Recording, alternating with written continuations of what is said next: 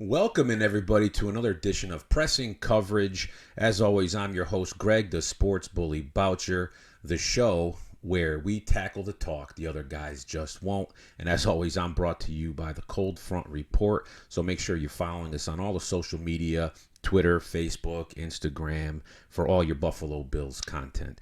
On this episode of Pressing Coverage, we're going to delve into a subject that I think has been kind of glanced over and overlooked by Bills Mafia, and that's who we feel is the biggest divisional rival for the Buffalo Bills going forward.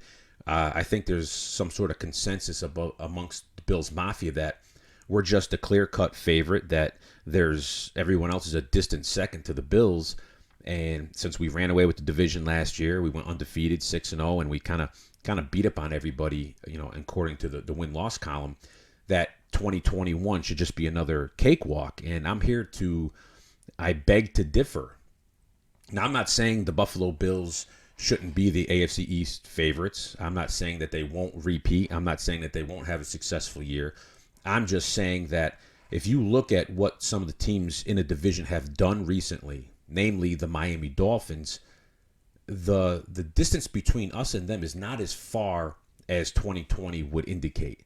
And I think if you look at their roster, what they've done in the draft through free agency, what they've developed, they're a pretty good team. And I think they are, without a doubt, our biggest challenge going forward. Now, I know New England has done some things. They got a lot of guys coming back from COVID. They've added some tight ends. They've got some weapons now. They brought in some players. They paid a lot of money this offseason. They did a lot of un-New England type of things. But I still think they're a little bit behind the eight ball. I don't think they have the quarterback play situated. I don't think Cam Newton is the answer. I think he was atrocious last year. And I don't think Mac Jones is ready to be a contributor that's going to take this team to the next step. So I truly believe that the Miami Dolphins are our biggest threat. I ran a Twitter poll the last couple of days, and many of you agree, got a couple hundred votes. And the clear cut, I think it was 80% of you guys believe me, that Miami Dolphins are our biggest threat. And if you look at this team, obviously every team is based upon the success of every team is based upon their quarterback play. And last year was a little shaky year for Tua. I think they made a couple mistakes by going back and forth from Tua to Fitzpatrick. I think it should have been Fitzpatrick's team all along. I think they were in the hunt. I don't think the quarterback play was ever an issue from Ryan Fitzpatrick. I think he gave them the best chance to win. But there was this kind of need, and I don't know if that came from the front office or what the internal issue was, to get Tua at the helm, I think, before he was ready. But with that being said, I think a lot of people are dismissing Tua as just a bust. He's not going to be good. He didn't look good. And I agree. He really didn't look good last year. For a first-round pick and a guy who comes out of Alabama with all the hype in the world surrounding him as one of the better quarterback prospects in the recent years. But I'm not ready to dismiss him. I'm not ready to write him off as a done deal. He's garbage. He's trash. He's never going to make a difference. If you analyze Tua's rookie year last year and go back and look at Josh Allen's rookie year, now, before everybody freaks out, I'm not comparing the two. I'm not saying Tua will be or is or can be what Josh Allen has become. I'm not saying that. What I'm saying is their rookie years weren't very telling of what the future would behold. Tua was 11 touchdowns, 5 interceptions, 64% completion, just under 2,000 yards. Where Josh Allen's rookie year was kind of statistically worse. He was far more inaccurate, threw far more interceptions. I think he was 10 touchdowns, 12 interceptions, 52% completion rate. Now, I get it that Josh Allen was more of a raw prospect, had more development to do, and Josh Allen's intangibles are far greater than Tua's going forward. The arm, the size, the athleticism. But I'm not saying Tua is Josh Allen or will be. What I'm saying is I think he can develop and be a quality quarterback who can lead a team such as the Miami Dolphins, to a 10-win season, a playoff hunt, and contend in the AFC East. And if you look beyond Tua and look at the team around him, what they've done, I think they've done a fantastic job. And you look at the skill positions of what they have coming into play next year. Devontae Parker, I think, has always been a quality receiver. I just don't think he's ever had the consistency at quarterback, and I don't think he's also had that counterpart with him. And we've seen receivers in the NFL struggle. They're superstars in the making. They struggle because defenses have no other attention out there. There's no other receiver that requires the attention from the defense. So I think when you have, Parker, who now has a cast of talent around him, I think you'll see him emerge as one of the better receivers in the division. They went out in the offseason and brought in Will Fuller, who I think that was a very sneaky good pick for them. You got a guy who's a perennial home run threat. He's definitely could take the top off of any defense. He's a big play waiting to happen.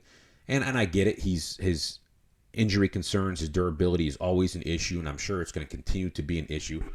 But he's coming off his best season as a pro last year, around 800 yards. I think he had, 8 touchdowns last year, and he was always a big play threat. And I think in every season that he's been a pro, he's had a touchdown reception of over 50 yards. I think he's had a couple 60s and 70s. So you add that deep threat dynamic in Miami with Will Fuller, and you go out and you draft a guy that Tua is extremely comfortable with in Jalen Waddle, who some had him as the number one wide receiver, the second wide receiver in the class. So you add that talent to the offense, and you use those receivers, and you also add in Mike Gesicki, the tight end, who I think is emerging as one of the top 5 tight ends in the NFL.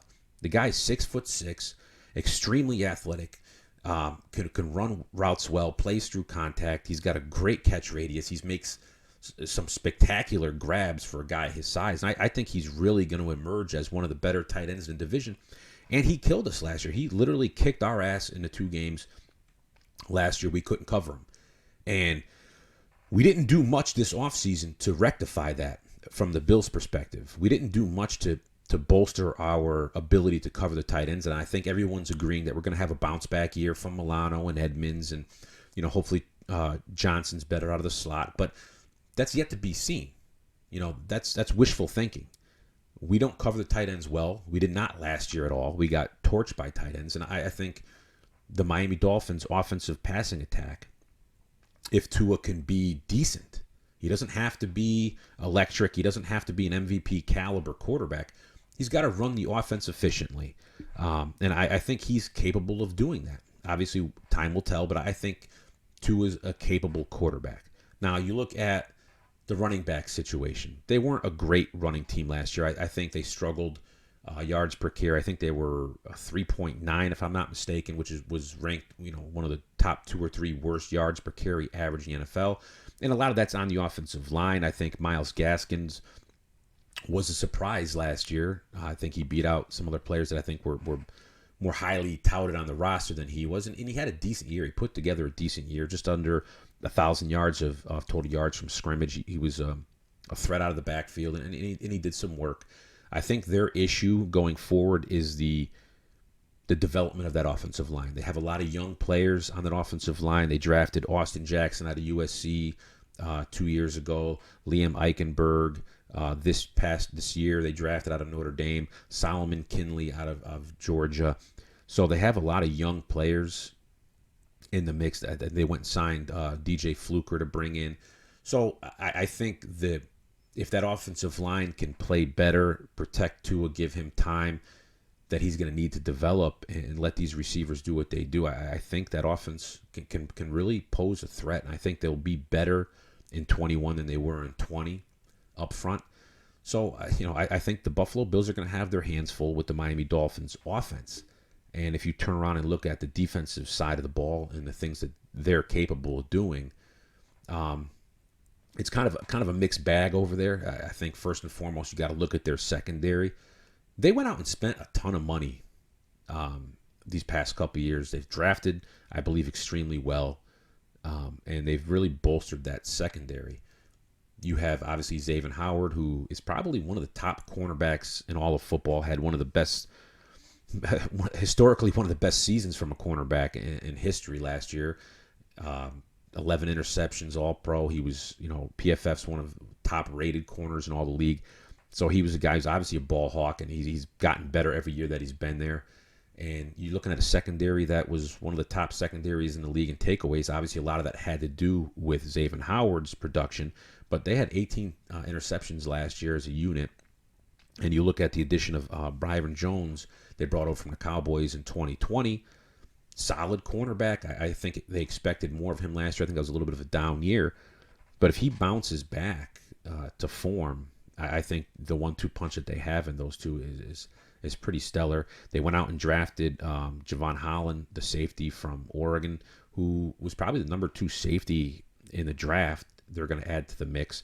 So that secondary rounds out. I think they're gonna be pretty formidable there. And obviously, I have a lot of faith in our passing attack. I don't think there's many secondaries, if any secondary, in the division or in the NFL that's going to contend with our passing attack. But it's not going to be a cakewalk for us in terms of what Miami defense is able to do in the secondary and how they can cover and match up with us. Their pass rush, the guys up front that they have, they went out and they drafted Jalen Phillips, a guy that I thought was probably the best natural pass rusher in the entire draft. They added him late in the first round. And that's a guy I'm sure he's going to see the field early, certainly on passing situations. And he's going to be an issue. He's an extremely athletic. He's 6'5", 250-pound kid, and he's extremely athletic, has a very deep repertoire of pass rush moves and a really good understanding of how to get free, how to come off the edge and press the quarterback. Great length, great athlete. So I really think Jalen Phillips is going to be a great addition to that defense. And you also have returning Emmanuel Agba, who has kind of been waiting to break out, has been decent, but hasn't really gotten his time yet. Last year, guy came out with 9 sacks, proved himself to be a pretty good pass rusher. And in the middle, you got Christian Wilkinson, big, physical, block eater, run stuffer, who had a great year last year. 40 tackles, he had 2 sacks, he was just under 70 PFF grade. So the defensive line, I think, is solid. I think you're going to see a lot of things from them they're going to be able to do up front. And, that poses a threat for us, because I don't know necessarily if our offensive line, how much we've improved. I know that we're waiting on the continuity issue to come forward to see what our lineup's going to be. Are we going to be healthy? Are we going to get the same 5 guys consistently that we didn't have last year? And I think that's going to be a big difference. But if we do see the injury bug, if we do see regression from Cody Ford and struggles in passing from John Feliciano and Mitch Morse, those are things that a team like Miami can expose. I think they have enough weaponry on the defensive line to cause issues for Josh Allen and get in the backfield and mess up timing and disrupt plays. The big issue that Miami has, I think they have a very, very poor linebacking core. There's nothing really there that scares me or stands out.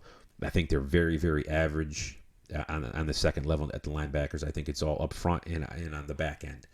But you look at Miami, they're an up-and-coming team. They've got they're basically on the same trajectory as the Bills were. The Bills were waiting for guys to develop, bringing in some talent, went out in the free agent market, made some moves, made some trades, got the coach that they like, and they cut away the players they didn't. And I think Miami Dolphins are the Buffalo Bills before Buffalo Bills were the Buffalo Bills. Miami's on the same path. They struggled. They've got their roster together. They're finding their quarterback. They're developing their quarterback. They're bringing in talent. Now, last year they had a 10-win season. They missed the playoffs. They got their ass kicked by us in a must-win game for them. But I think a lot of that had to do with their quarterback play. And I think if Ryan Fitzpatrick was their guy all along and they didn't mess with Tua, bringing him in, bringing him out, and bringing Fitzpatrick in as the closer, I think they would have been a playoff team last year. But even if you take that aside, I think that they're on the same trajectory as the Buffalo Bills in terms of their progression, their roster development, their coaching situation, their aggressiveness in the free agency, and their quality drafts. So I think they're on the cusp of all that coming together this year. Now, like I said, I don't think the Miami Dolphins are there yet, but I don't think it's a cakewalk. I don't think it's a guarantee that the Buffalo Bills go into the season and just dismantle every AFC East division team. Like I said, early on in the show, I believe that you have the Patriots, who are going to be much better. I think they're bringing back a lot of players that were out on COVID. I think that defense is going to be much improved than it was last year. And to be honest with you, as wounded as they were, as low as they were last year, as many issues as they had with Cam Newton and finding some sort of offensive production and receiving, they were a mess last year. They certainly were not the New England that we remember. We struggled with them. If it wasn't for the Cam Newton fumble, on the final drive at the fourth quarter, we lose that game, And yes, the second time around, I think we handled them pretty well, but nothing's guaranteed. And I think a lot of people out there in Bills Mafia and Bills fans just think that we're the team. That I don't think they're paying enough respect to the other teams in our division. They're gonna be better. Now, I'm not too worried about the Jets. I don't think they're there yet. I think they've improved that roster. I think they're building for the future, but I don't think they're there yet. And I don't consider them a contender by any means. I don't consider them a threat. I think Miami is the clear-cut threat to us.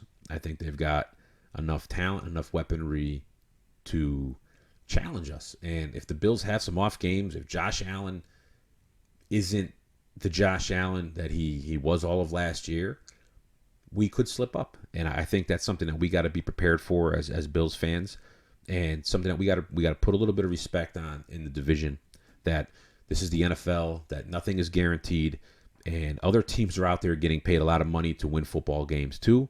So I said, let's keep our eye on the Miami Dolphins. I think they pose us the biggest threat, and we'll see what happens and how that all plays out. But thanks for tuning in. This is Pressing Coverage, and as always, I'm your host, Greg the Sports Bully Boucher, and we're brought to you by the Cold Front Report. Thanks for tuning in, guys, and we'll check in with you next episode.